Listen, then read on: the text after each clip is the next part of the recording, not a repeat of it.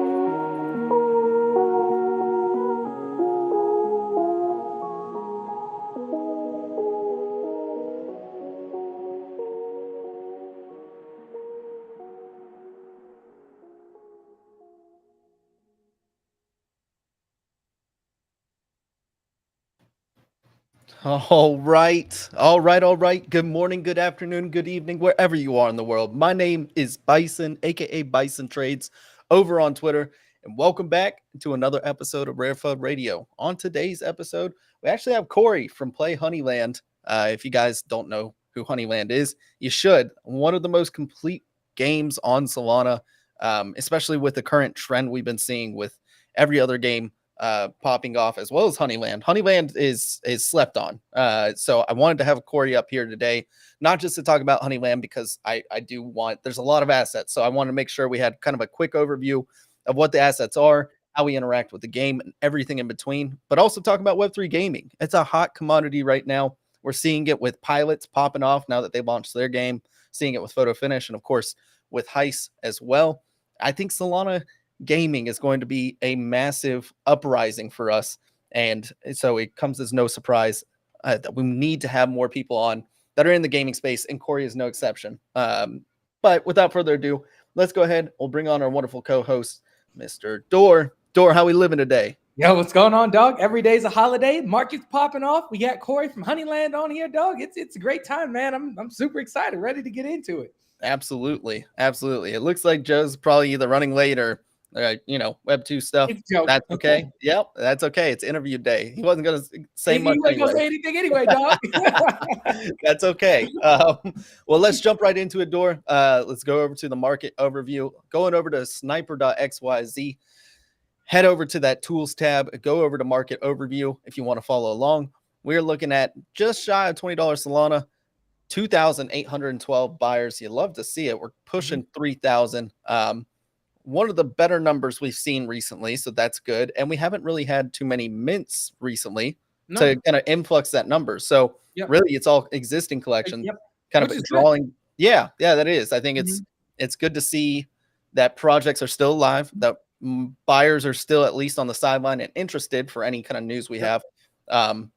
It's good to see. So I love to see that part. If you head over to tiexo.com, tiexo.com, head over to the analytics tab as well. We can see we have 44,000 Solana volume over the past 24 hours, up almost 30% from yesterday, which is good. That's really good. We love to see it. Tensor sitting at over 50% market share. It's been a while since we've seen that. Yeah. Magic Eden sitting at 36%.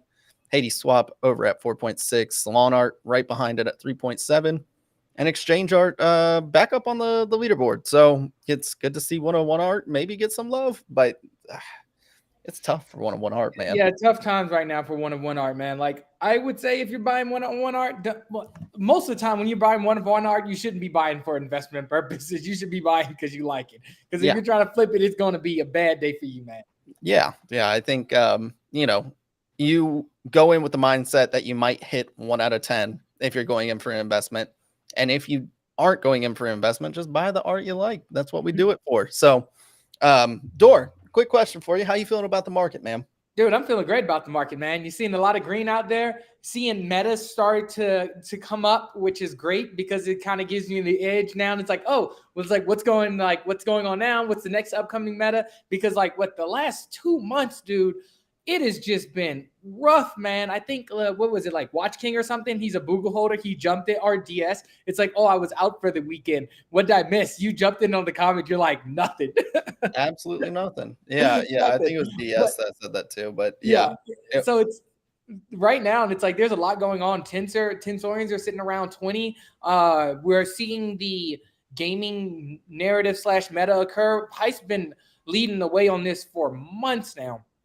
And then we're starting to see that pilots are releasing and photo finish. So having Honeyland now is probably a great time to come on and have them talk, because once again, we see these trends where if one project takes off and we start seeing other projects within the same category begin to move, it's likely that the ones that haven't begun to move yet will start moving as well. So I think Honeyland is a great one to take a look at, talk about everything that they're developing now. But yeah, man, overall on the market, I'm feeling really good, man.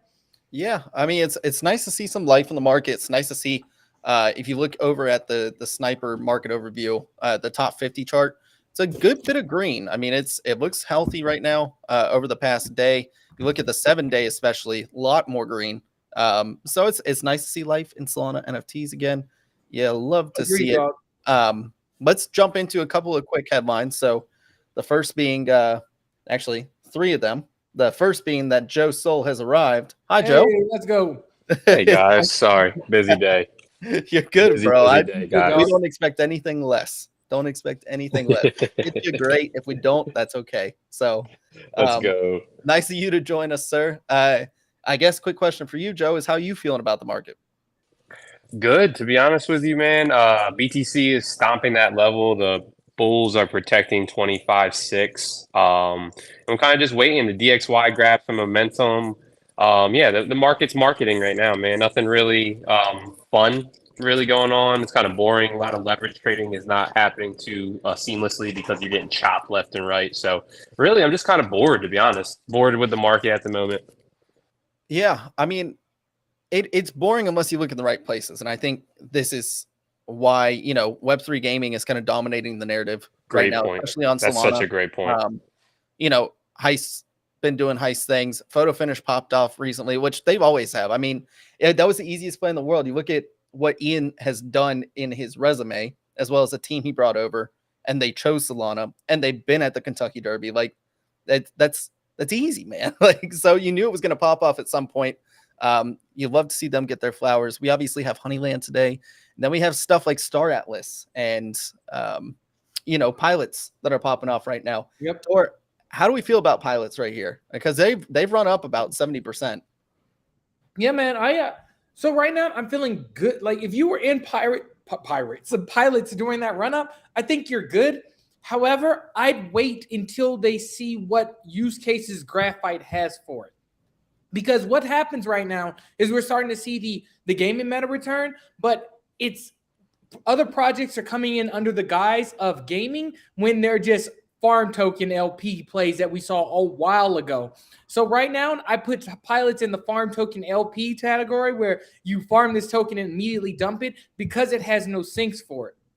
So until they get some sinks, I'd be very careful about buying into graphite. I'd be very careful even trading pilots, because the project's only going to do as good as the token does. We saw this initially with Tayo Robotics. When scrap started to fall, Tayo started to fall. So just keep an eye out on announcements. And if Tom, and I'm sure Tom has taken a lesson from the heist. I think most people have. You guys are the premier, gaming project on Solana right now. So I think they have taken a lesson, and, just wait a little bit to see what happens. And if you want to get exposure, I don't think right now is bad. So I'm not saying don't ever buy at these levels. I'm just saying mitigate your risk. So maybe like buy half of your whatever liquidity size you were doing now and then later. But overall, I mean, Tayo's looking good. I haven't got a chance to explore their dashboard or like their Lunar City or whatnot yet. But I think it's great to see Tom and them finally release something.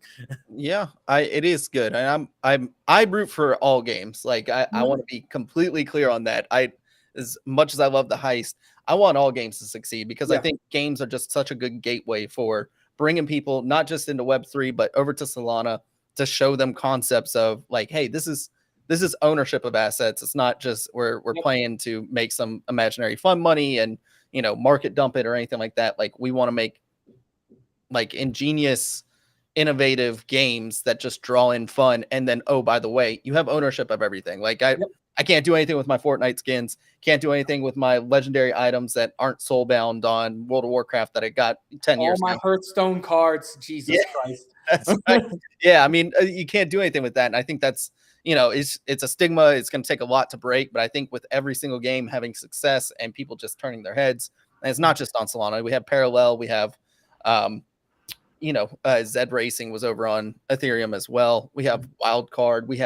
There's just so many games on so many chains that I think are doing something innovative. So it's nice to see. I'm glad that pilots got something out. I hope it works out for them. Like you said, I think sinks are probably one of the most important things in Web3 games, just for sustaining tokenomics and everything.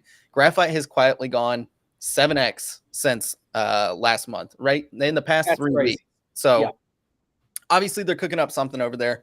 I'm curious to see what everything that plays out with it is. So I'm cheering for them. Honestly, I am. It's nice to see. I know Soulport Tom has been just absolutely, he crushed it in the bull, had some hard times in the beginning of the bear, and it's nice to see them come out on the other side with a game plan. But last bit of news before we get into Corey, we do have some Gen 3 news on SMBs.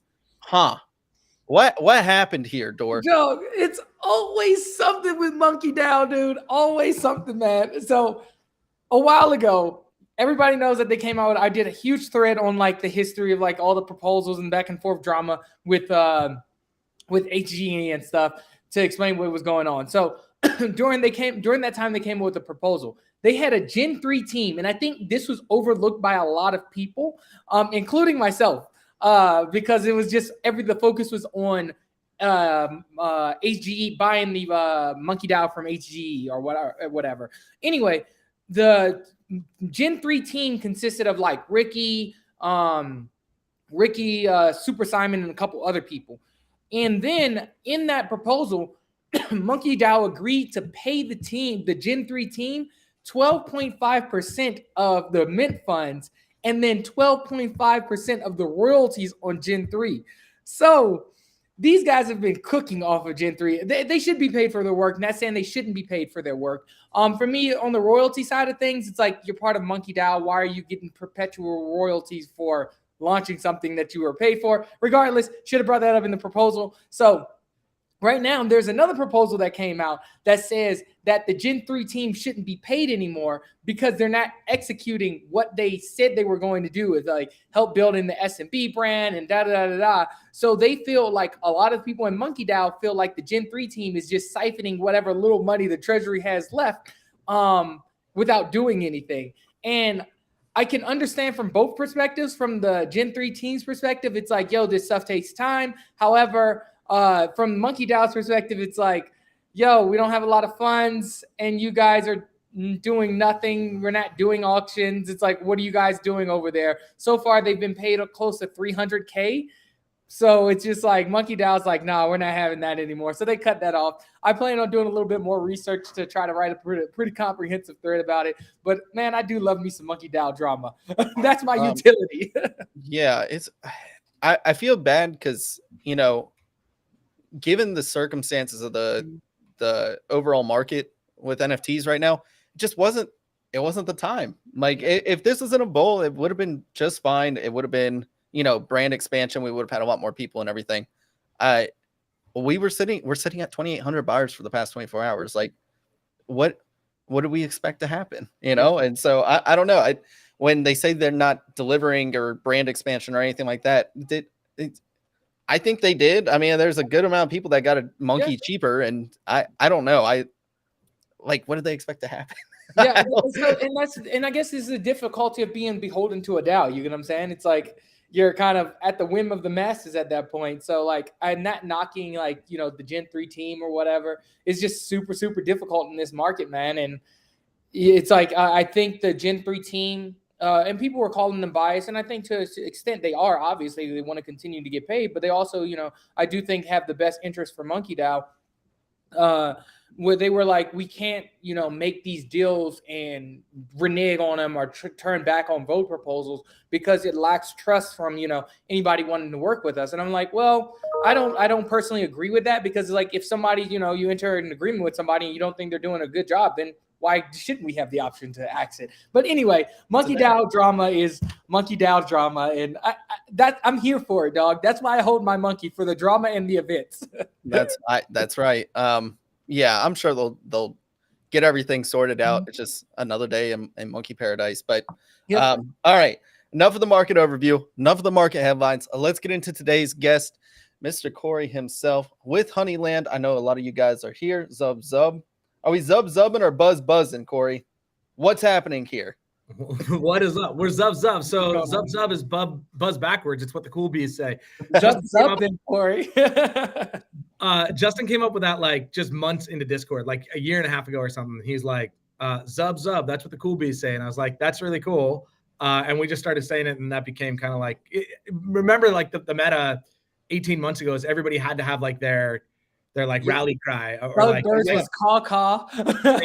We had loot with remnant. Yep. I mean, we had to have a battle cry. Yeah. So Zub has been our battle cry, and that's it. Hey, two things. So that you guys talked about that I think were really cool. So first off, Dora, here's the problem with like the Gen 3s and why of course they're gonna do this. There's only two people who hold Gen 3s. Either somebody who held a Gen 2 and they watched their asset go from 200 SOL to 66 SOL, they're pissed.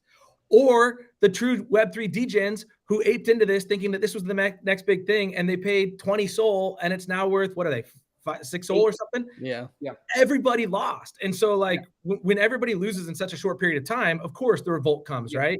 If everything would have gone the other way, nobody has a problem with Super Simon or Ricky or anybody getting all their royalties, right? So like it's a performance thing. And Web3 is a awesome and frugal beast, man. Like when things are good, Bison, careful, man. The heist is jamming right now, right? Yes. You're a god. Everybody loves you.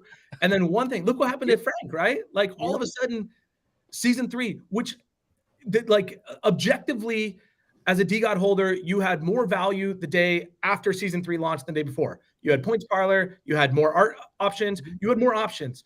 But because of how things were perceived, right? Where like the steak and the sizzle, people want the sizzle more than the steak generally, right? Like they love this idea of like, hey, we have this promise, we have this thing that's coming, we have this hopium, we have like, and then you get the steak and you're like, oh, well, now I see the end, and like kind of what's next. And like people want the sizzle more than the steak. Oftentimes it's one of the things that we've struggled with, like our team, because we come from Web 2. Like I've been building businesses in Web 2 for 2 decades now. And in Web 2, you build a product, and if your product is really good, it creates hype. And in Web 3, it's the exact opposite. You see if you can build the hype, and if you can, then you actually have to create a product. And so like it's this kind of backwards market that's so much fun to be a part of. But I also think it's where, you know, when you have Door and Joe, where you guys create great content. Like you have product to what your brand and what you're building. Bison, when you've got the heist, which is clearly a fun game. It's not just a hype game. Like there is a lot of hype. It's fun to be a part of it, to own the apes and the chimps and the Coco and the Nana and like send your, to put them on the missions. And like, it's a really well-constructed game. Or like the Web3 part of the hype is fun, but it's also a really well-constructed game, which I think is, ultimately what's to beat the hype cycles, you need to be that. But monkeys will come back. They're fine, right? Hey, Corey, I couldn't agree more. Yeah. And I think that's why I love games so much on Web3 is because we can come with a product, but also deliver on hype as well. It's like, and I try to get everybody's mindset in the sense of when we release a game, when you released your game, when Photo Finish first came out, you basically say, hey, you guys are basically alpha testing. You guys get an MVP right off the rip. And then from there, you're watching us build new features in constantly. This is something that, AAA studios take years doing before they even deliver a polished product. But with us, you actually get to see building step by step. And some people just don't get that. They're like, why isn't this a AAA game already? And you're like, it's not going to be. Do you think we could raise that much money right now? Like, we don't have, we have a in-house studio and that's what we got, but it's not nearly like EA Sports or anything like that, right? So it is, but it's fun too because we can hype stuff up, within rationale. That's what we always say is like, let's not overhype something and then just let down our holders because we overhyped something. But let's also tease some stuff that's coming, right? But we have a product too. And I think that's where I can start seeing a sentiment shift on, okay, this is what Web3 should be, right? Let's get a little more, because I think Web2 was right, where you build a product and then it delivers on the hype, right? I think that's always good to have. It's a proof of concept of at least, hey, this is where we're going to go, not just a roadmap where it's a one-pager on a PDF and you're like, this is where I think I want to go. Hey, you guys hyped about that? And then they're like, yeah. And you're like, okay, well, I guess I got to get to building it. And that shouldn't be a thing. We gave them like, in the bowl, it was like, $3 million. And that's it. And they didn't have a product or anything. So I couldn't agree more. Corey, let's get into you though. I want to know, who is Corey and what is Honeyland? Yeah. So I kind of shared a little bit who I am. I've been an entrepreneur and builder for, a little over 2 decades now. I had a marketing agency. I had a SaaS business. I launched an e-commerce business. I eventually packaged those all together and sold them back in 2019. I moved into business coaching. I started working with like leadership teams of, I just love being an entrepreneur and love helping to kind of solve problems and put companies on a growth trajectory. And so I worked with about 15 different businesses to help do coaching at the executive team level to organize all the momentum and energy in their business to put them on that growth trajectory, to help them grow faster and relieve stress. And through that time, I kind of got called into Honeyland, and through Justin, who was a friend that I had known from entrepreneurs groups over a decade ago. He was running his own business. I was still running my businesses. We had both had exits, and kind of came across this idea and opportunity to build, a Web3 game. And at the time, if I'm being entirely honest, it was more driven by the potential that Axie showed us than like where I've come now, which is like, and what has always been my ethos in doing business, which is to put smiles on faces. Like that's the thing that drives me. And whether it was a marketing agency or a SaaS business or an e-commerce business, all three very different businesses, at the end of the day, like what really drove me was to be able to like put smiles on faces, whether it was B2B or B2C. And I've kind of done it all, but there's different ways to do that. Just making somebody's job easier delivers happiness, right? Putting an e-commerce thing where you put this really cool gift, trinket, souvenir, whatever, because that's the type of stuff that I would sell, when they would get it and open it and just like be elated as something that they got or a gift that they got to give. And so I think, I quickly settled in when we started to build Honeyland that like, this is probably the greatest opportunity ever, just from an audience, like market, like the TAM, the total addressable market that we can actually reach, as well as like a game is literally meant to put smiles on faces. And so like, there was nothing that was like more in line with this. And so that's kind of what has driven me here. We've been, it was November of 2021 that we first kind of came together as a team and started building Honeyland. And so it's, we're coming up on 2 years of building, and it's been just a ton of fun to put myself in Web3, Solana, gaming, all three things that were, relatively new to me back in when we first started this. Yeah, dude, I love that. First off, the mission is to put smiles on people's faces, and that comes in a variety of different packages, right? Building out a game just is the cross section of all of that, especially when it's, I actually remember watching, because I talked with Juice about this back when we were in Remnants, and he's like, yo, this guy, he was on a space with you, I think. And he was like, you need to check this guy out. He gets it. And he showed me, it was like a 40-minute video of what Honeyland is, right? And like your ethos behind it. And one of the things that you said that stuck with me, and I was just trying to figure out, like, okay, play to earn never really sounded good. It was play and earn is what we started skewing towards. And I was like, I like the earn aspect, because that just gives a mindset of, I'm going to dump whatever I get. If as soon as I make a profit, as soon as I get this token, I'm just going to dump it. I was like, that's not like, yes, that can be one of the things you do, but it's ownership. Ownership is cool. And you started saying play to own. And I love that terminology. It was like, you play to own, and whatever you decide to do with it, whether that is, sell the asset, speculate on it, buy some more, you want to own the skin, you want to own the little piece of land inside the game, whatever that looks like to you, that's the premise of Web3 gaming. And so you've gotten it from the start. And the fact that I didn't even realize that you guys were starting to build in 2021. I knew you guys were in 2022 is when you guys launched, but walk me through that. How was the launch? How have you guys evolved since you guys have come to market? Yeah, so the play and own is something that I actually stole from Steve Woody, who's involved with Sunflower Land and some of those Sunflower really Land's great.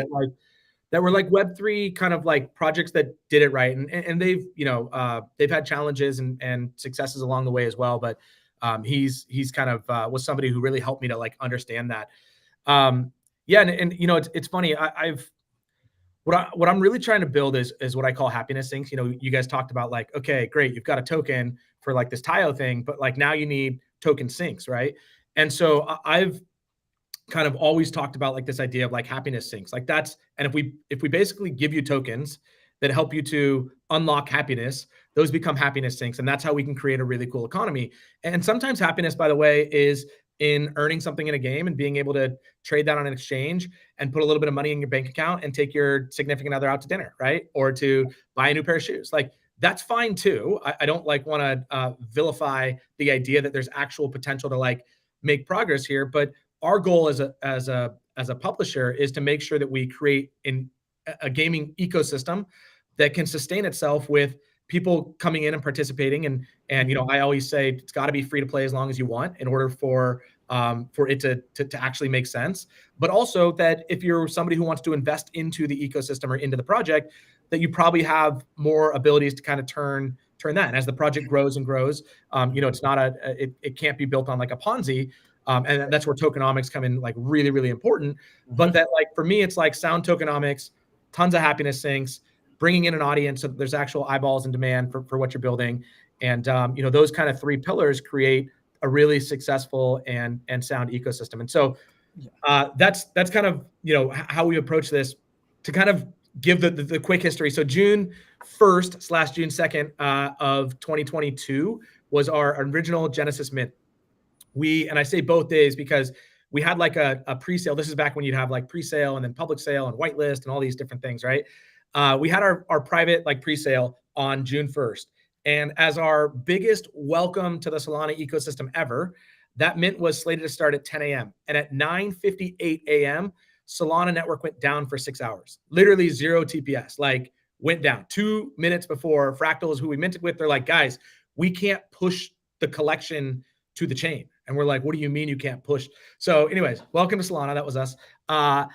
We ended up minting that collection out. It was kind of a win in waves. We had really good and bad. And then ultimately 102 minutes after our public mint, we minted out. We minted with what we call our paper hand bitch insurance, which was kind of an ode to the D-gods with their paper hand bitch tax. But also, nobody knew about us. We weren't good at building hype. And so we said, let's put a risk-free mint together. And so we were like, hey, we'll do this for you guys. If you mint our project, 2.5 SOL for a Genesis egg, we'll give you 41 days after the mint that if you list it on any exchange and it sits there at 2.5 SOL, your original mint price, for longer than 24 hours, we'll buy it back from you as the treasury and we'll burn it.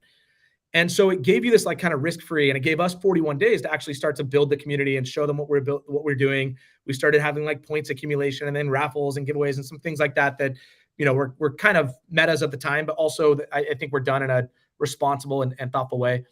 And then we had a couple more successful mints. And then November 2nd is when we launched our game Alpha, where we finally published it. It's funny to go back and look at it. It's come so far, just graphically.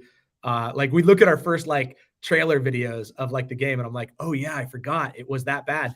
But it was really cool. And we had this community that, you had talked about it. Like you get to launch, and we don't get to take 5 years to launch a polished product. We launched this product, and we just need to have like constant iteration cycles. It's kind of more of this agile form of kind of development where, we've just taken what basically like software developers figured out a long time ago, which is that like agile development is far more practical than like waterfall development, where you just build this whole thing and then dump it all at once. You build in iterations, and you learn, and you kind of revise as you go with real live feedback. And so we were able to do that again as our welcome to Solana. The crash, the FTX stuff happened like November 5th, I think, November 6th. So 4 days after our alpha launched. That was great. And then we had all these other things. We had other mints along the way. It was really fun. We continue to build our community. We got incredible feedback. And then another just kind of like well-timed thing, we had our token launch back on March 16th. But our pre-sales, that was like our IDO, but like the public launch pad started the week before that. We started them on the Friday before that. That was a Thursday, the 16th. So we started them on the 10th. That was the Friday that Silicon Valley Bank basically became insolvent. And so we started collecting in USDC at the exact same time, the only time really in recent memory that USDC actually depegged. Like, and we're going, wait, we're doing a public sale on literally that launches on the day. So like we've had all these kind of like chaotic moments that are really fun, and it'll be fun to write the history of Honeyland. But we've launched our token. It's been live for 5 months now. And we're in a place now that I think we're really about to, as we hit Q4, we've got a really mature game now. We've pushed to mainnet. We've got, a couple thousand players playing daily, but the goal is to get that into tens of thousands in a relatively short amount of time. And to do some really, really cool things that kind of change what Web3 gaming looks like. Bison, I think what you guys have done with the heist is like built a purely, really fun Web3 game. And what we really want to do is kind of build a really purely fun Web2 game with Web3 mechanics. And our audience is going to be far different than the heist audience. Yep. It's going to be my mom, who would never play the heist, but would play our style of games. And I think that's what makes this really cool, is that we're both building. And then you look at something like Photo Finish, who's building something that kind of sits in between. Yeah, I think it's important to really identify your audience. Early on, we saw, especially during the bull cycle, we saw all these games or NFTs coming out. Oh, we're going to bridge the gap. We're going to build this amazing Web3 game for this Web2 audience. But the thing is like, you have to do one or the other. And what I think you're doing great is like, you're trying to build this game to target Web2 audience, which is good, because you can't, in my opinion, it's very difficult to build a Web3 game and advertise it to Web2 audience. With the heist, it's specifically built for individuals who are stuck around in this bear market. Like, I can't tell my friends about, oh, you should join the heist and you can collect you can buy Nana to upgrade your chimps and use it Coco. And it's just too much for them. And the way heist is structured is specifically for individuals in this market. But with the approach that you're taking and other games like it as parallel, in the sense that you don't need an NFT to play, and make it accessible to a larger audience where they might not know that they're interacting with a Web3 product until once they get involved in the ecosystem more. I think it's a great way as well. It's just really important for projects to understand which audience they're targeting. You got to. I mean, it is. I've been saying this for the longest time, Corey, and I'm glad that you kind of recognize it as. It's kind of like Mr. Miyagi, where he's like, walk on the right side of the road, fine. Walk on the left side of the road, fine. Walk in the middle, squash like grape. Like you can't. If you're going to have a Web3 strategy, focus on Web3. If you're going to have a Web2 strategy, focus on Web2. And then do it kind of like Mythical does with NFL Rivals or Nitro Nation now and all their games, where NFTs kind of operate in the background. It's not really, they don't call it that. If they call it anything, it's digital collectibles. It's very approachable language, because a lot of people hear NFT and they're like, run for the hills, right? Get out of here. Yeah. Whereas we're like, well, we were born in Web3. We know what degens want. And we know they're bored right now. So let's push out heist. And then we have our scaling solutions that are going to be like Solana, go over to other chains and then build up from there. Right. And it's fun because those two things, there's not a right or wrong way. You just got to commit to the right one, or the one that you want to, and then go for it. Like you can't do like, oh, I think we're going to go switch over to Web 2 now. And then, oh, maybe go back to Web 3. Just focus on one, pick it and go for it. Right. And so I think that's, I think it's awesome that you guys are focusing on that. Yeah, it's funny. We have, I see it as really, we have 3 projects, right? So like I have our NFT projects. We've got 60,000 NFTs now because a lot of bees get bred and stuff like that, right? And I have a Web3 DJing community. That's who we started with. That's who we launched with. And so we can do a lot of really fun things that are for our Web3 community, but it's more around those NFTs. We have our token, our HXD token, which obviously is a project into itself, and we've got to manage that and monitor that and provide value to that. And then you have the game. The beauty of it is, and the game, which is really intended to be like a Web 2 thing that these other Web3 assets can kind of come and interface with. We talked about, where I kind of first started. I've said this literally for over a year now, when everybody was like, yo, DGods is like incredible. And I was like, I'm DGod holder. I'm UTOL. I love it. I think Frank is brilliant. I think what he's done is really, really challenging, and he's done it in a really cool way. He's incredibly inspirational to me in a lot of the things that I've done. But I've always said I don't envy him, because his value is literally based on the ability to create another product again and again and again and again. Every 3 months, he has to build something great and innovative and new.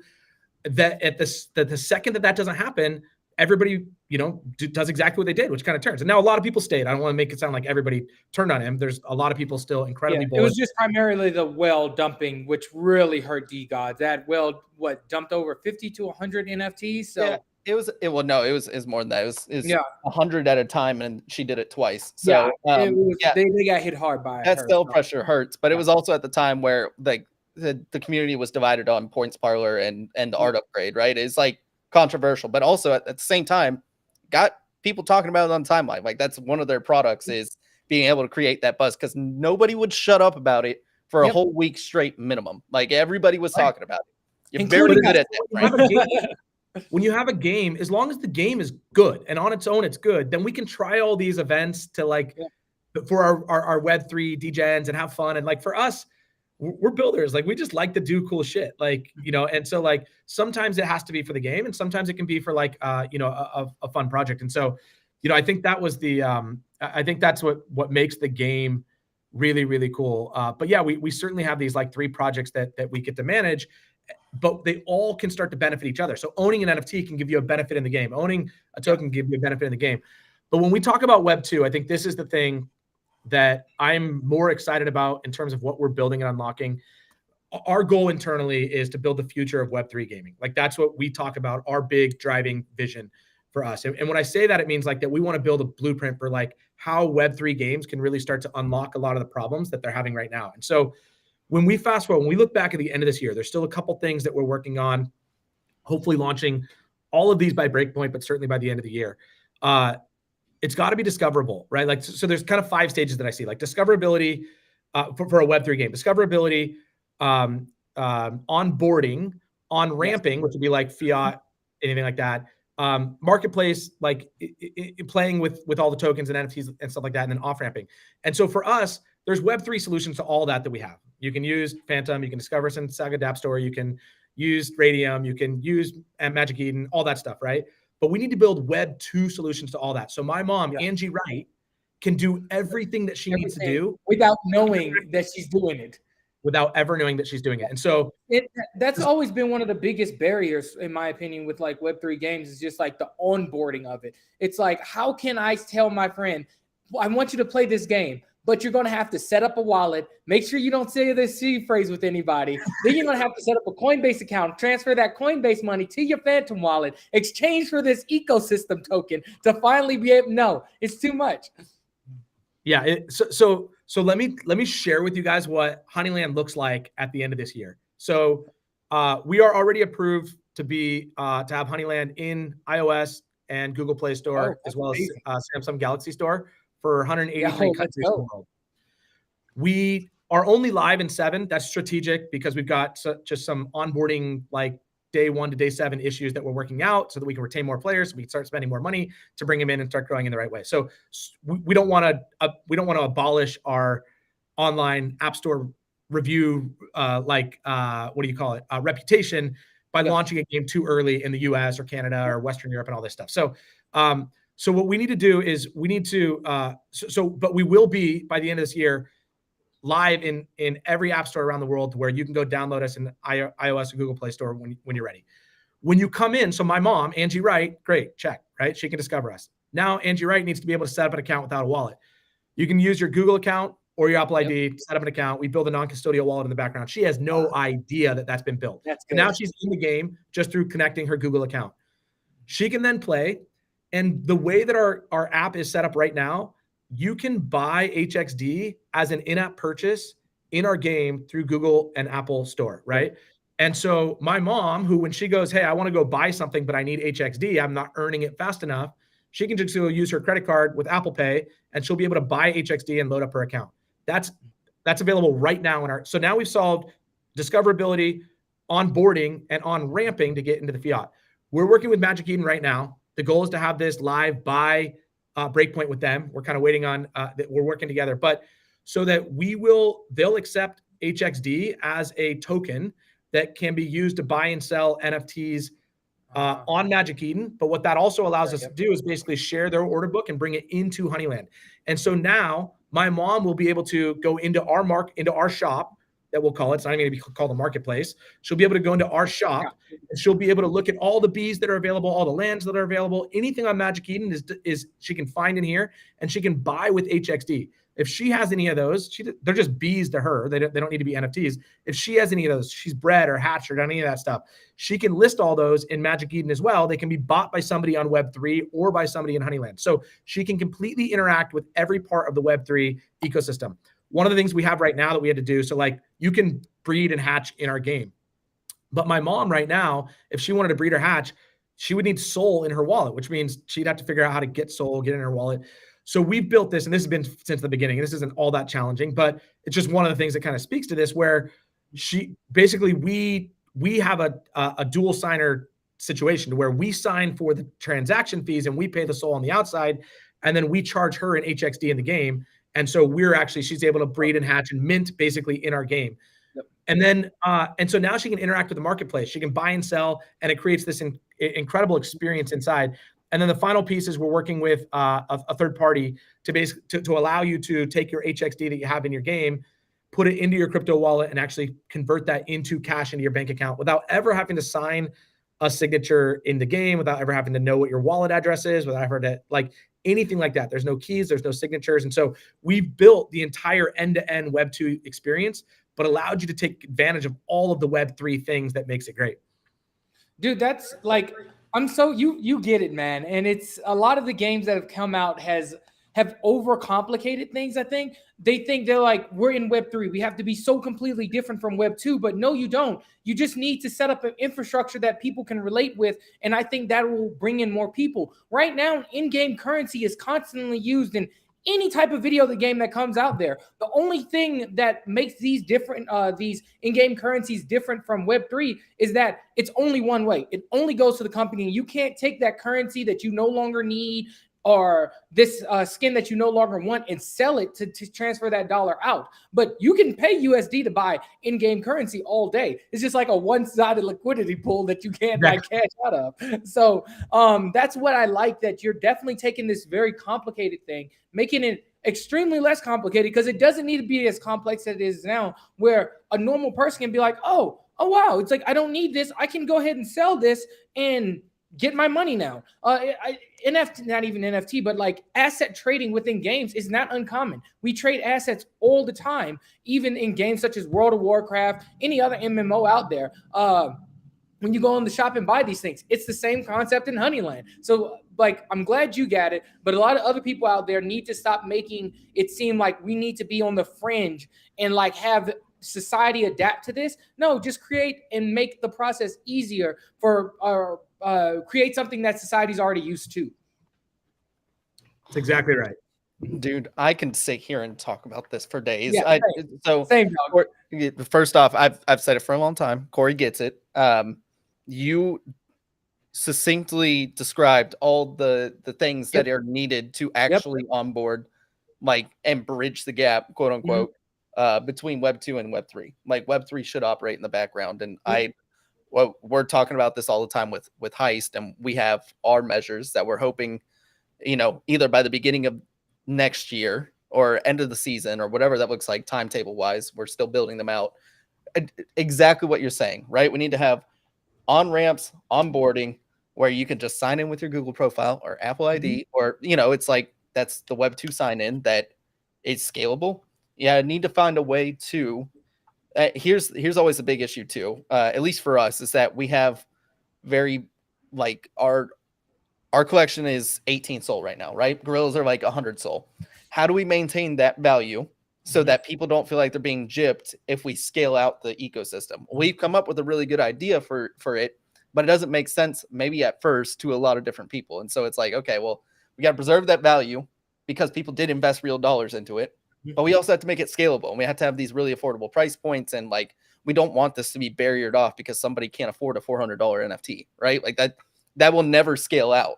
No. So this is one of the things that I've realized, and I've come to this realization recently, that mints could be the death of like Web3 games oftentimes, right? Yep. Because when somebody comes into the ecosystem, they pay whatever they're paying to get into the ecosystem, but that's not going to the actual publisher, right? The publisher gets a one-time thing.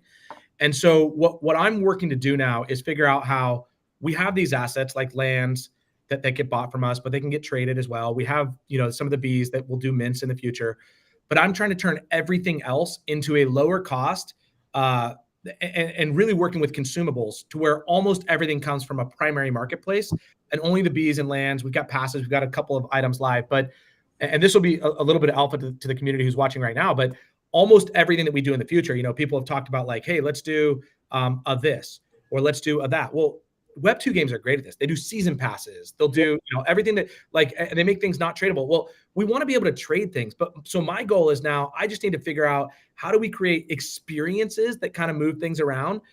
And that's fine. But then how do we create consumables that people have to buy from us? And so that they're being able to spend, we're being able to collect, because mints are this dangerous thing that never existed in Web 2. It's a lifetime membership. Right, to where you get to use it's a transferable lifetime membership. Yep.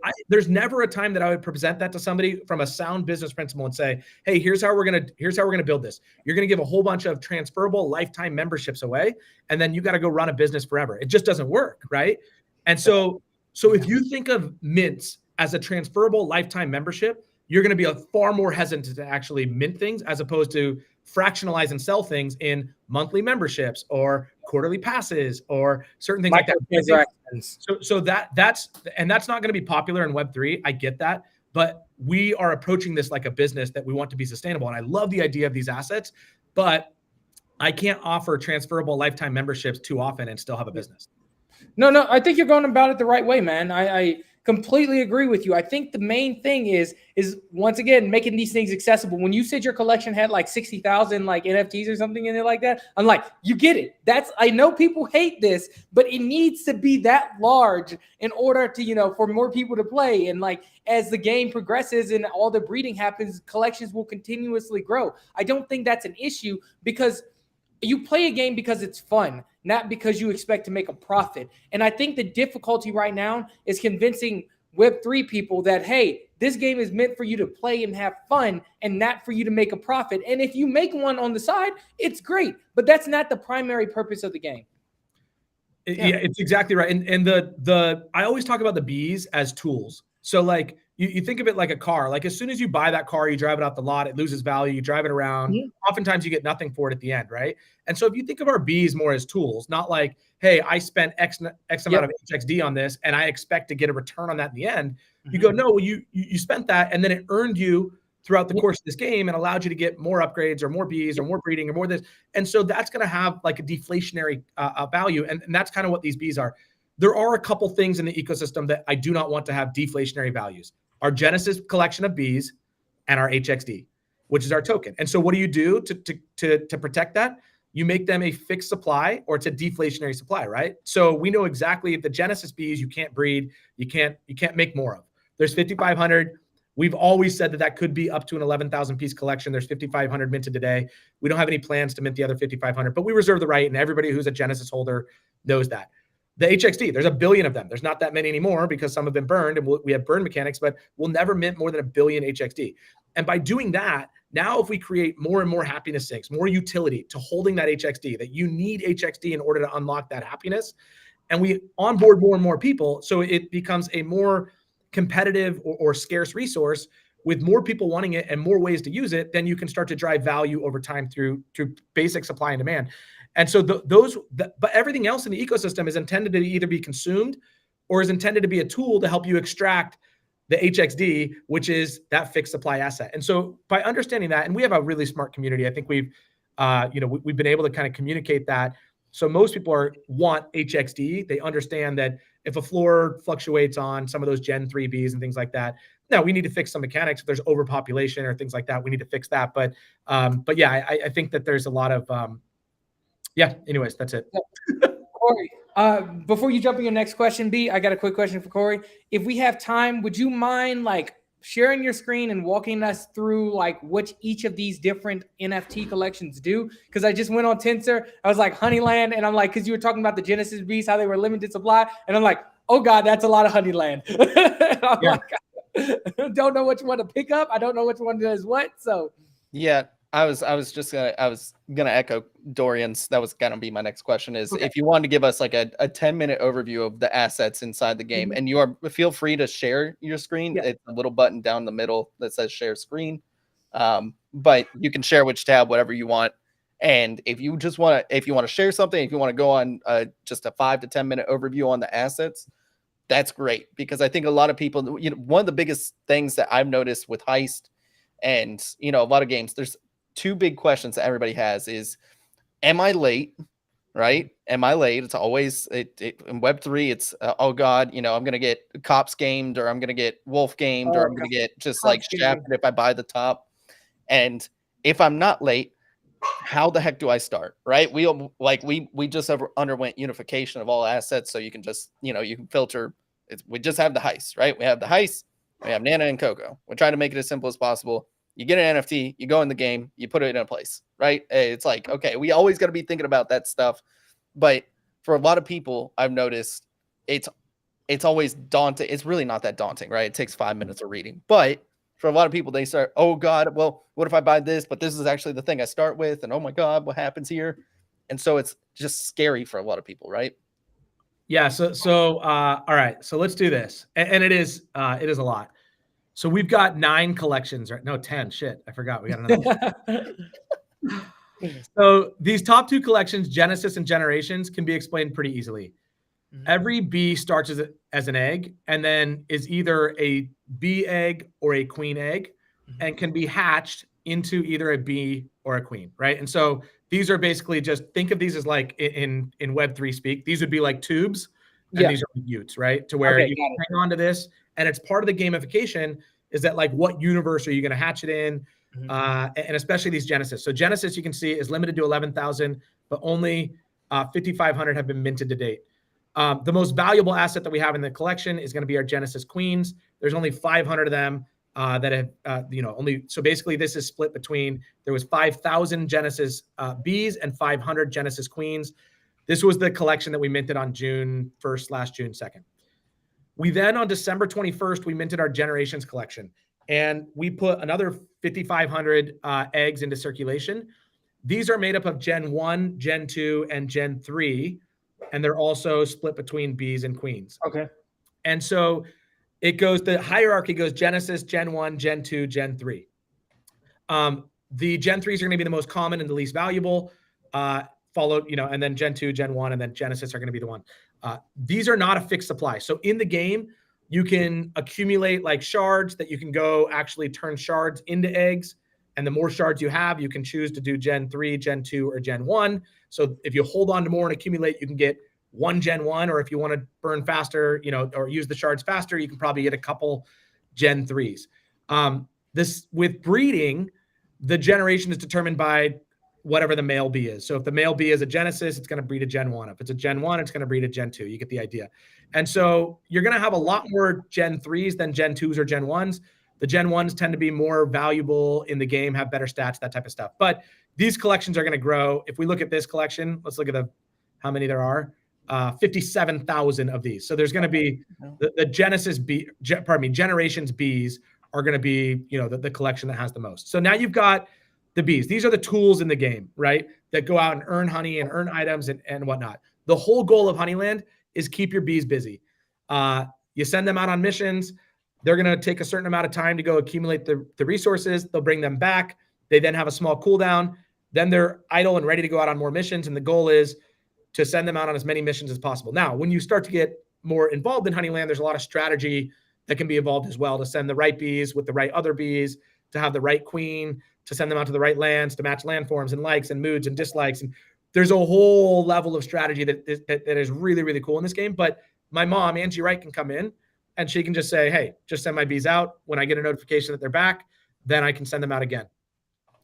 Land is what I call low management form of income. So bees are going out to lands to find honey tokens, the HXD tokens, and to find honey pots, which contain game items. So your bees are either harvesting for HXD or they're hunting for honey pots. As they go to do that on lands, you're paying either a commission if you're earning HXD to the landowner, or you're paying an entry fee if you're going to find honey pots on their land. And so landowners can basically earn HXD through entry fees and commissions by not having to actively play the game. However, you're going to want to adjust your commissions and your entry fees. You can use items on your land. There's a number of things that you can do to actually manage your land to actually make it to earn more if you want, but you can also just be a very low management landowner, and you probably don't earn as much as you possibly could. The items are going to be everything in the game, as you have when you're earning items in the game, you can either use them or you'll be able to sell them as well. We haven't unlocked this feature yet, but eventually when you create like endurance boost or poison bombs or all these other things that you can create in the game, these game items, you'll be able to convert them into SFTs and list them and sell them on the marketplace. Passes, let me get back to. And then tickets are the new way that we're going to do any mint that we have will be done through a ticket as opposed to done through like just minting the item. And this allows us to kind of release things over time, or basically you don't know like the exact land that you minted or that you would be selling until you redeem that ticket. So you can know what the unredeemed lands are, but you don't know what land. So when we go into this ticket, this is going to be ticket 1547. You'll know when you look at this, you'll know the landform type, the universe, the climate, and the landform type, but you don't know like, does it produce a lot of honey pots? Does it produce a lot of honey? Where is it on the universe? You don't know any of that stuff until you actually reveal the land ticket. And this just makes minting a smoother process for us so that we don't have to worry about we don't have to open up the redemption until we've completed the mint. So you don't just get people who are minting for dumb reasons, right? So this will give us a lot of flexibility in the future, but also gamifies things a little bit. You can see a bunch of people there's still 707 land tickets that have been held onto. Now, some of these are held by us, and we're releasing them in the game through raffles and stuff like that. And then the last one was passes. When I talked about these transferable lifetime memberships, this was the accidental transferable lifetime memberships that we minted. So when we first came into this space, we were like, dude, we don't want to just do the grind for whitelist. There's a lot of people who would love to pay for whitelist, but don't necessarily, I'm going to stop sharing my screen. But like don't want to like grind for whitelist. They'd rather just like pay for it. So we're like, let's open up an e-commerce store. We knew e-commerce. Let's sell passes, and passes will get you whitelist. And so we sold them these passes as NFTs. And then when the whitelist was done, they're like, cool. And people started selling and trading these passes. And they're like, so what do these passes do now? We're like, well, nothing. They were like a mint pass. And they're like, but I have a pass. And so now we've had to create like value for these passes. And it's become this really, really fun thing. But these passes can sell. I think the platinum ones and diamond ones sell for like 80, 90, 100 SOL type of thing now. They don't move a lot, especially the diamond ones, because there's only 25 of those. But they don't move a lot, but they provide real benefits. So like if you hold them in the game, you get extra benefits. Community, you get some benefits. But we have to keep providing benefit to these passes. And I love it. It's fun. Everybody who holds a pass knows that this is kind of like our playground to like test things with pass holders. So we can like test benefits in a small climate, see how it works, kind of work out the kinks and then potentially take them larger. So those benefits aren't like fixed; they'll come in and out. But this was this lifetime transferable membership that we're like, great. We don't make anything when somebody buys or sells a pass, even though it's a lot of money that somebody's investing. But they have high expectations for what we're going to deliver in return, which is it's a dangerous combination if we didn't have other things that we are doing from a treasury side to actually manage a treasury. So it is actually really fun. I do love the passes now, and our pass holders act as my own private alpha group. I have with our platinum and diamond pass holders, I have monthly calls with them where I get to share kind of some alpha, collect feedback. They're the people who are most invested into our ecosystem. They know about Honeyland. So like they're as invested in the long-term kind of ecosystem health as they are about their own bags, because if the ecosystem's not healthy, their own bags aren't healthy, right? And so they understand that it's a really cool group. By the way, I have no time limit. I'll talk to you guys for 5 hours if you want. I love you guys. So I can talk for 5 hours as well. No, this is it's intricate, but it works. Like that made sense. You gave me a 5-minute overview of the assets, and it's not. This is what I'm saying is like it's tough for people to take that 5 minutes, especially when Web3 moves at the speed of light. But it all makes sense to me. I guess if we were to have an overall question, right? Like let's say we have somebody who comes in and they have 100 SOL budget, and then you have somebody who comes in and they have like a 10 SOL budget, right? For them, what would you recommend that would give them, just like a really good beginner experience that they'd be curious or be able to access the most in the game? And I'm not even talking about like best risk reward and everything like that, but like what gets them the most access to the game so that they can start seeing all the features that you offer? Yeah. So if you have 100 SOL budget, I'm going to tell you to go get something in this Genesis collection. Okay. It's the fixed supply. 100 SOL. I think Queens, especially if you do OTC, you can probably get them for like 67. You could probably OTC for even a little bit cheaper. Genesis Queens you're going to want one of those if you got 100 SOL. I would then go get at least 1 or 2 Genesis Bs as well, and then fill out the collection.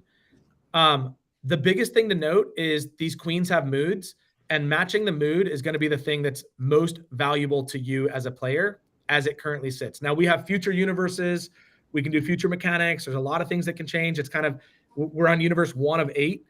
And so with each new universe, we can unlock new mechanics that will, that could mean anything. But for right now, the mood is the most, so she's curious. So what I would do is I would go try and find 2 other Genesis Bs that are also curious.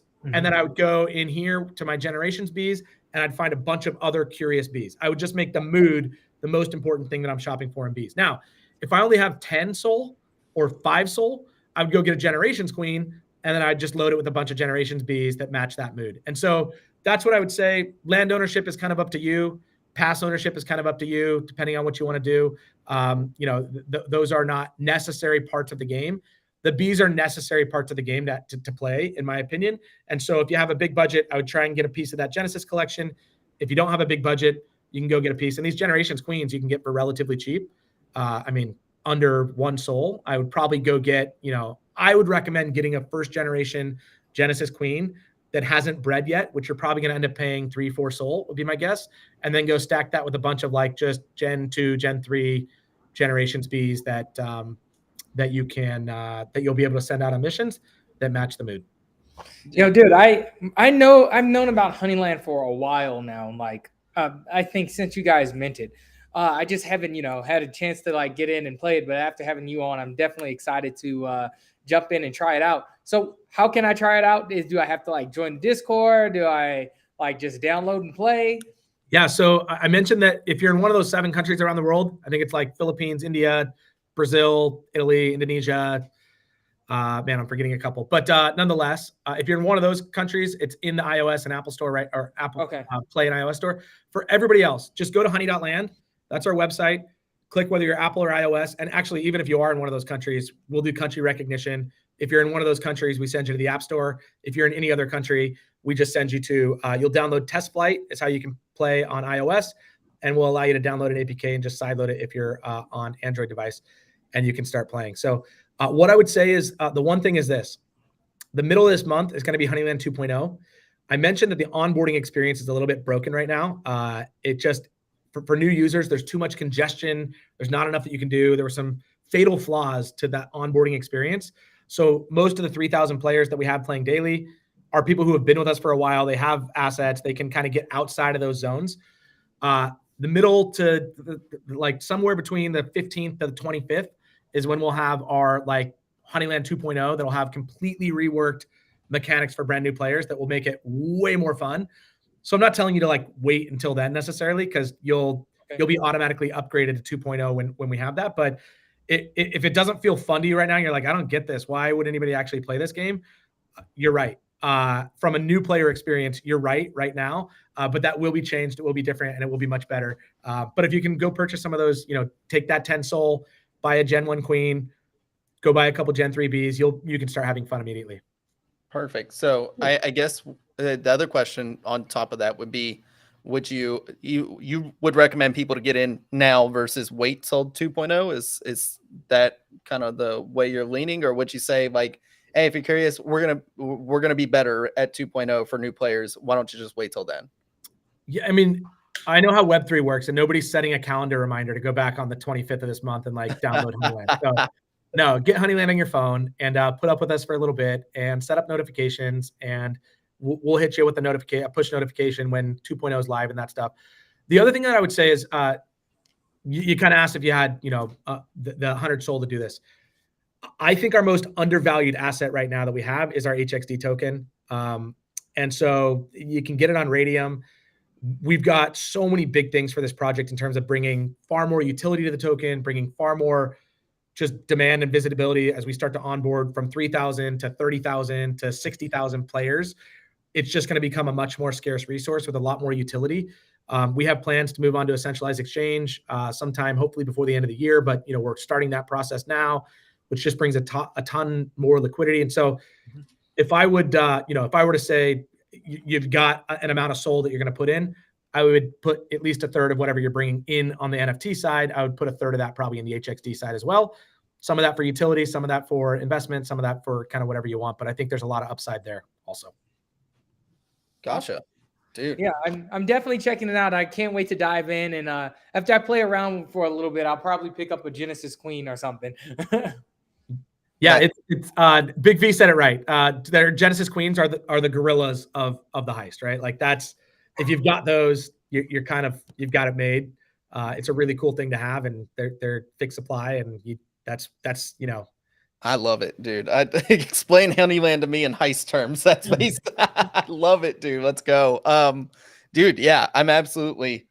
Hey, one of the things I was thinking of too, Corey, and we can talk about this offline, is that I want to start going into communities like Photo Finish, like Honeyland, like Star Atlas, or Tylo Pilots, and offering up, like, I have a good amount of heist assets. Some of them aren't leveled up, or like I have a good bit of Coco and Nana. I think it'd be fun to do like an exchange package of, hey, like you have a good bit of Honeyland assets. Why don't you come check out Heist, and I'll trade you the equivalent amount of Heist assets versus Honeyland, and we can test each other's game out, right? And just like do a little onboarding that way, have an AMA inside the Discords. Like, I think this is a really good time for cross-pollination of Solana gaming, because it's such a hot topic right now. So I've been talking about this with Photo Finish.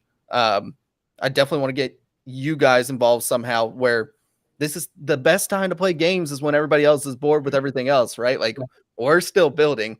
We know our games are kind of market. I don't want to say market proof. Like, if we go through a 2008 financial crisis, like, I expect people to be offloading assets, right? But we're at least market proof on whether NFTs are up or down or going 100x or, going down 50%. People are still going to play our games because, we've developed something that is fun, that keeps you coming back, that has the happiness sinks, which is a really good term. And I might steal that because I've been saying decision trees. Basically, like, you have a decision tree of either offloading your asset, or our sole goal is to make a game that makes it fun to reinvest in the game, right? Like, I want you to spend the token you earned in game to invest back into the game to have more fun, right? Like, I want you to, cosmetics. You want to make the coolest looking chimp and heist, gorilla or tang, whatever you got possible. Go ahead and enter our raffles. Like, it's Coco you earned in game anyways. Like, you're gonna sell it for $2, or you're gonna jump in this raffle. And then so that I just always had decision trees in mind. Happiness Sync sounds way more approachable though. So I'm definitely I will steal another Corey term. Thank you so much for that. Dude, yes. Yeah, let's chat offline and let's do something. I know that so 18 months ago, I would do a Twitter Spaces with anybody, right? It was like, let's get out there. That was the meta. And then about 12 months ago, I kind of went to my team and my community. I said, guys, I'm going to stop doing these because I don't know what's real and what's not. I feel like we're bringing my community to every space that I go visit. I just didn't like really see the time. I feel the same return on investment, right? And so now I'm just like, I want to do these things with people like Ian at Photo Finish and like you, and like there's these certain projects, right, that I'm like, oh, okay, once I've played the game or once I've met the founders or once I've seen this, like whale wife swap, Jesus. I saw that.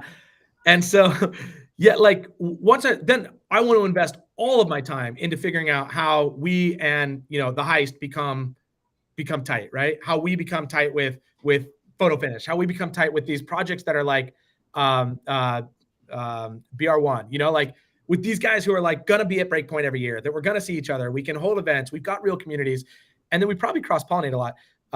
I won't even bring it up. I was going to say there's one, there's one, what do you call it? Like scar tissue, which was the, I shouldn't even bring it up, but it just got brought up again recently, but the Rifters thing was like the one that like burned us, right? Where it's like, fuck.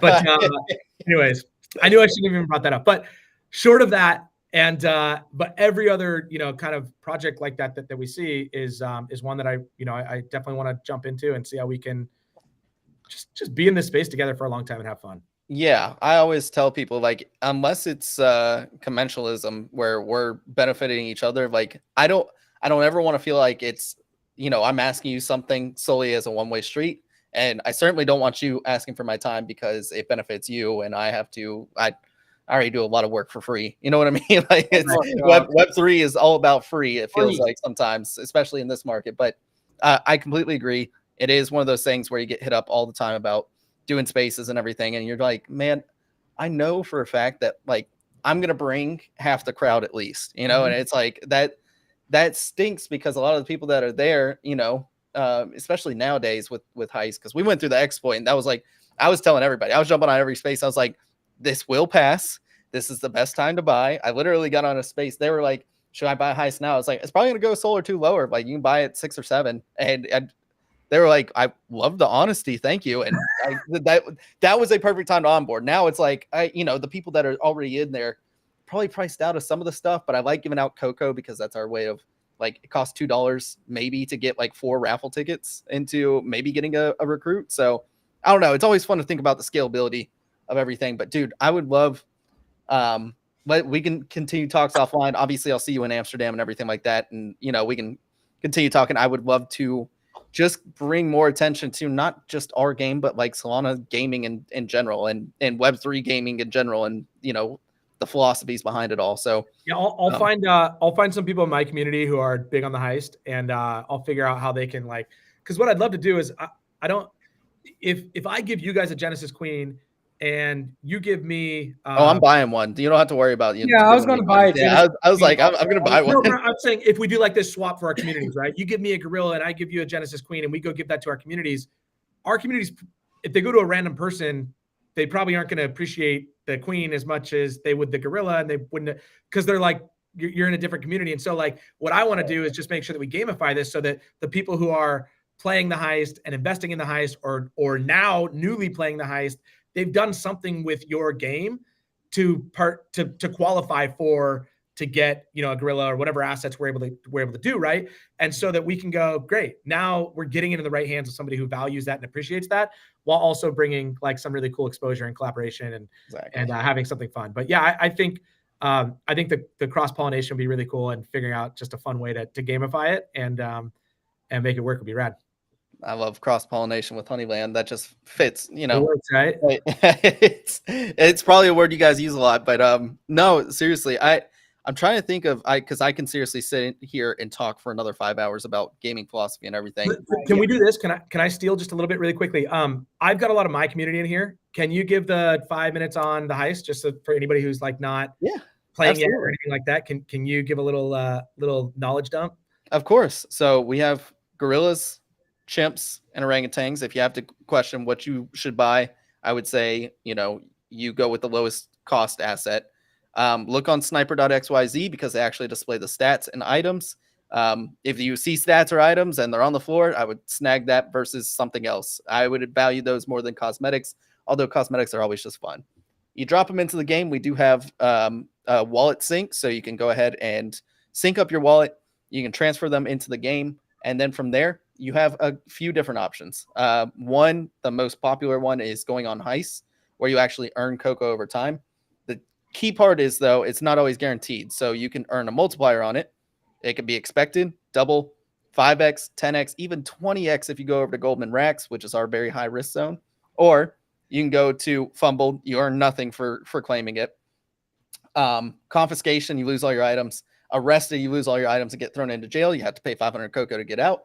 And then wrecked. That's only possible on Federal Reserve and Goldman Racks, which is our high risk zones. That you can actually lose your NFT. I actually just got a message from Fast Eddie saying, salute to the boy. He just got wrecked. So like, don't risk it if you're not willing to lose the Tang or the Chimp. Gorillas cannot be wrecked. Gorillas, you just stake at a heist location. They earn everything passively that the Chimps fumble or confiscate or wreck. So they're basically the enforcers of Peel City. That it's our risk over time. So the longer you stay in there, the higher the base yield is, the higher, and when you hit that 2x or the 5x or whatever, that's good. But the longer you stay in there, you can also get riskier with your stuff. So it starts skewing from fumbled to more the bad events, like the confiscations. You have a higher chance of losing your items and everything. You can also go on robberies. We implemented the scrap system instead of items. Scrap is awesome because you get to optimize for time, whether you have 6 hours, 9 hours, or 12 hours. You can optimize whether you wake up or whatever you want to do, and you possibly get scrap. Scrap you can use on black market, craft a bunch of items. You get to choose the item you want to craft, and it rolls on rarity. So you can get anything from a common all the way up to a legendary. You want the legendary, but it's a very low risk or very low % chance that you get it. Those items help boost your stats. We have a bunch of different stats: yield, luck, stealth, combat. Yield increases your base yield. Luck gives you a cool possibility of getting a double roll. So if I hit a 20x and I hit a luck roll, I get a 40x basically. It's awesome. It's also screwed me a lot this season. But there's a reason for that. There's stealth, which means good things happen more, bad things happen less. And then you have combat, which is the really fun mechanic we introduced in season 2, where you can actually ambush the opposing faction. So Chimps and Tangs are clashing heads in season 2. If a Tang claims, there's a chance, depending on the risk profile of the heist you go on, where you can actually ambush them. And if they get ambushed, it rolls on, okay, weighted on their combat, who ambushed them. And it shows you their name and their profile and everything. And I just got an ambush yesterday by Decentralized for 470,000 Cocoa. I was pissed. I was like, dude, if somebody robbed me for $200 on the street, like I'm putting up a fight. Like I like only in Web3, and I'm like, oh, that rascal. He got away with it this time. Yeah, dude, so it's fun. We try to make this game social, where there's the cosmetics and everything, but we also have the in-game chat. It's constantly popping up. We have peer-to-peer trades. We have a trade window, just like World of Warcraft or RuneScape or anything. We wanted to make it a very social game. You can set up your profile. You can see all the claim feeds. You can laugh at people that get wrecked. It's just, we wanted to make this as fun and social as possible because we think that Web3 should be fun. So that's kind of the lowdown of it. It's Chimps and Tangs versus each other. Gorillas are, like mom and dad holding each other up. Like, okay, no, where are you going? You're not stealing $20 from me. I'm taking that actually. And it's just fun. So yeah, that's what we got. And then what's the Nana? Nana is our premium currency that was emitted in season 1. That's going to be the one that progresses throughout the rest of the season. So think of it as Clash of Clans. I think it's gems or whatever. Well, you see this a lot in mobile games where you can buy the premium currency. For us, we were like, let's make our original believers be the market makers for this currency. Cool. It's completely deflationary now. We haven't unlocked a ton of use cases for it in season 2. They are coming. But it's going to be like, you don't necessarily need it to enjoy the game, but you're going to want it at the same time. Cocoa is that is season 2 currency. That is what you use to upgrade your Chimps and Tangs. It is what you use to enter into recruitment raffles. That's what you use to, make items on the black market with your scrap. It's our base currency that everybody can earn in season 2. For all the happiness sinks, you need the cocoa. All the happiness sinks, you need the cocoa. You can get the ultra happy sinks, but you don't necessarily need them with Nana. You don't need them at all. Like we want to make a game that you can base enjoy with just the token that you earn just by holding the NFT, throughout your heists. Cool. And entry point is you're looking at like 18, 20. That's kind of the entry point on the chimps and the Yeah, that's about what it is right now. I would say if you are like just looking to get in, check. We do a weekly space on Wednesday by two of our goated community members, E-Money and James Work. We do a heist cast, so we kind of talk about everything that's going on in the game. It's a community space. You could jump on, ask any questions. We usually give away some cocoa there. With 5,000 cocoa, you can actually enter into recruitment. You don't need an NFT to check out the game or anything like that. You can go in and see what the hub looks like and everything. And from there, you can actually deposit your cocoa into the game and enter into recruitment. Have a chance of winning. We do mint 400 new NFTs each week. 200 on Monday, 200 on Tuesday. Actually, it's Tuesday and Wednesday. You start entering in on them on Monday and Tuesday. Very cool. 400 more each day or each week. And when does that end? That ends once we hit 30K NFTs, and then we go into the real fun of season 3, which we already have massive expansion plans for. That's, like I said, core premise is we want to retain value for the original believers and also expand to where you have a range of price points. That's all we want is like, you can access it, whether you have ultimately like $5, $2, whatever that looks like, all the way up to our premium asset. So yeah, I mean, for us, it's just like you guys, right? Like you have your Genesis, right? Where like that's the premium asset, but you can also get these generations and you can still enjoy the game. And that's like ultimately what we're going to go for in season 3. But for right now, Web3, right now it feels a little premium, but you can always enter in those recruitments and try to get your chance over there. Awesome. Really cool stuff. Yeah, I just wanted to make sure that we got all that out. So absolutely, dude, it's always a good time discussing games. Closing remarks, Corey, is there anything that we didn't cover? Anything with HXD, like if a new user's coming in, is there anything cool they can do with just HXD, or should they get the NFT first? All right. So everybody always expects alpha on these. So I always just talk too much. So I would say a couple things. So we've got what we'll call Honeyland 2.0 coming out sometime later this month, which will kind of rework all the Gen Z mechanics, allow us to start onboarding more and start bringing more things in. At that point, we get to kind of shift our focus to like what's next for Honeyland, because this has been 2.5 months of really Dora, gonna see if you got a couple more minutes. Continue. Okay. So like for 2.5 months, we've been like really laser focused on this. I told everybody like we need to fix this, and then we can move on to other things. And so the other things that we'll be moving on to are kind of 3 primary in-game things that I think will be really fun. One will be raffles. We just launched in-game raffles for the first time this month. We have some of those land tickets. So we actually didn't mint out our land in the most recent mint. And so we had 2,000 piece and we minted like 1,400 of them. We were left with 592 that we didn't sell. We're like, let's close them in. We'll figure something out to do with them.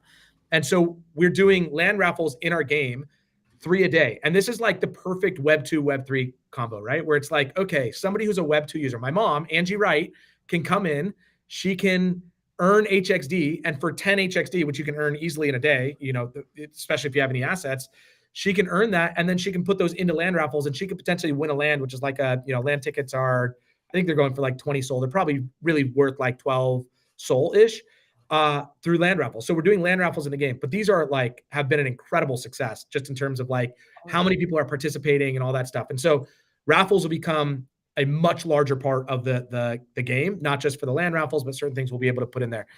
The primary marketplace will start to grow as well.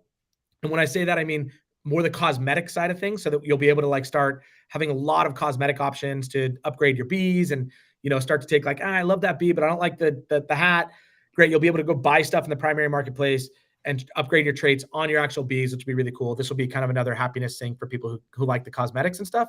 And then the secondary marketplace, which I talked about with Magic Eden. So raffles, primary and secondary marketplace are going to be 3 things that I think are massive for the economy, but also really, really tangible things for every single player, whether you're brand new or whether you're one of our whales. And then the other alpha piece is what it kind of been brought to us. And I always thought of cosmetic fusion as like buy a trait in the marketplace, fuse it onto your bee. And somebody's like, well, what if I have like a really cool trait on a bee, but that bee has like bad stats, and then I have like a bee with like really like rad stats, but shitty traits, like how? And so we're like, well, cool. Maybe we can do cosmetic fusion that way. So we're working on right now, and it'll probably be before we have like to where you can go buy primary traits and fuse them on. We'll be having fusion among bees, cosmetic fusion among bees, to where you can take a trait off one bee and burn the bee to send that trait to another bee, and start to kind of cosmetically change a lot of your bees, which should be pretty cool. So there's some cool alpha. And then okay, last thing. This is really cool, and I've talked about this, but we're he's talking again. He's talking again. So one of the things that I'm huge on is this idea of integrated brand experiences. And so I think that, like, if you look at traditional Web 2 mobile games, they make money in one of two ways: in-app purchases and then advertisers. Advertisers are incredibly inconvenient in a mobile ad. That's why you literally pay money to make them stop. And I want to go the exact opposite way and say, how do we find brands that we can have them come into our game, pay us money, and then we can build an experience that our players run to in order to basically find those brand experiences. So the brand is really benefiting from it. And I guess I'll just say that we're working on, we've got one that's getting pretty close. That'll be a really, really cool integrated brand experience that will benefit, like, that'll benefit. It'll be really cool. And the brand is going to freaking love it, dude. It is so good for them and so good for our entire ecosystem in games and all that stuff. So it'll be really, really cool. So that's another thing that we've got kind of cooking that I'll be able to share more later. So, but yeah, there's just, it's cool. It's fun stuff. Bison, how fun is this to be in this space, right? Where, like, you have a real community and a real product, and then you get to kind of just like dream things up, play with it, see if it works. If it does, accelerate it. If it doesn't, iterate and do something different. Like, it's so cool that this Web3 space is, while sometimes challenging or comes with its own challenges, it's really, really fun, huh? Dude, it is a blast, because I think about this stuff constantly, and it never feels like work, like I want to be engrossed in this all the time, because it's fun problems to solve. It's not just like, yeah, of course you have your headaches every now and then, but for the most part, it's just, we get to be at the forefront of this stuff. And I think that is so cool, where we just get to think about partnerships and scalability and on-ramping, and how do we get the next 10,000, 100,000, million users, like, I love it. I love it, dude. So let me show you one more thing. This is so cool, dude. So you guys were talking about one-of-one art earlier. Let me pull this up really quick. Is that it? That's it. That one too. Okay. So I'm going to share my screen really quickly. So we did this thing. Along with the, when we launched the Generations Mint on December 21st, where we had the 5,500 Generations eggs, 500 queens, 500 bees. It was actually a 6,000 piece mint, where we also minted 500 what we called Mad Honey vials. And these would be limited to 500 ever, and their utility was unknown. So you could hold on to them, but we created this Mad Honey lab where we would create experiments one at a time and launch an experiment that would be open for a week. And you could either choose to burn your Mad Honey and participate in that experience, or not, and you could hang on to your Mad Honey lab or Mad Honey vial. And so what we did with this most recent one is I reached out to 7 one-of-one Solana artists, and I said, hey, I want you to do my bee in your style. So we've got like 60D Zilla, you've got No Legs, you've got Bujang, you've got Zuther, you've got Mervyajit, and you've got Nora's over here. And so what you could do is, for 1 week, and it's closed now, but you were able to basically bring one of your Genesis bees into the lab, burn one of your Mad Honeys, and you could choose which artist you wanted to actually to create, to turn your bee into. And so now there's, I don't know what the collection looks like. This is like the whole collection. I think there's like 50 total or something of people who did this. Oh yeah, and Kenny Bell as well did this Pepe one.